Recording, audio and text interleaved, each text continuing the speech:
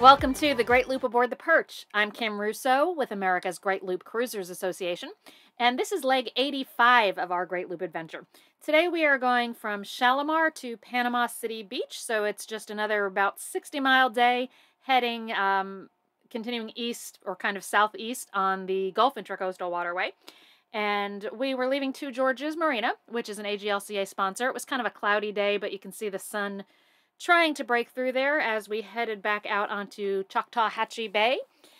This will be our last leg for a little while. Our original plan for this winter was to actually cross my wake in Fort Myers around December 1st, and then spend December, January, and February in Fort Myers as we did last year before we started the loop. Of course, Hurricane Ian had other plans for that, so the marina we had planned to go to, Legacy Harbor Marina, which is an AGLCA sponsor in Fort Myers, is in no condition right now to have boats there.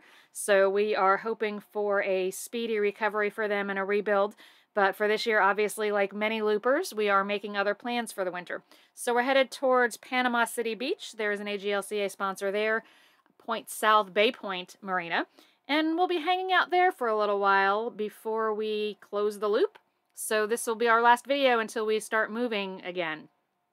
But as you can see, still on Choctawhatchee Bay here, going under the bridge. And as we finish up on that bay, we are going to be going into a little bit of a more narrow channel that is more of a canal type scenario that is part of the Gulf Intracoastal Waterway. So again, taking this protected option rather than doing an open water passage out in the Gulf.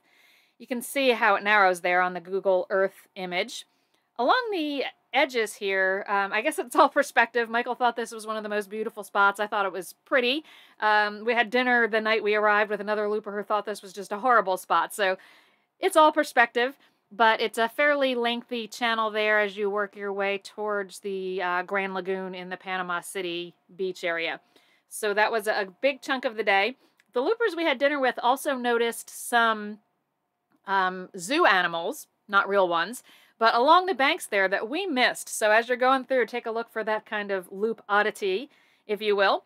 But as you start to approach the Panama City Beach area, we had some dolphins jumping, which we don't see a whole lot on our boat. They just don't seem to like the sound of our boat. So that was a lot of fun.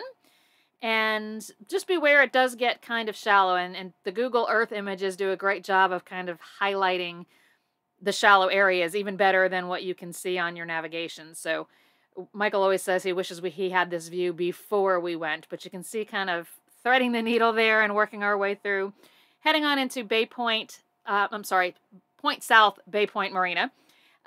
Channel is extremely well marked coming in, so as long as you stay within those markers, you won't have any issues. But our overall track for the day, about 6.5 hours underway, 60 miles. We averaged about 9 knots and maxed at about 10 knots.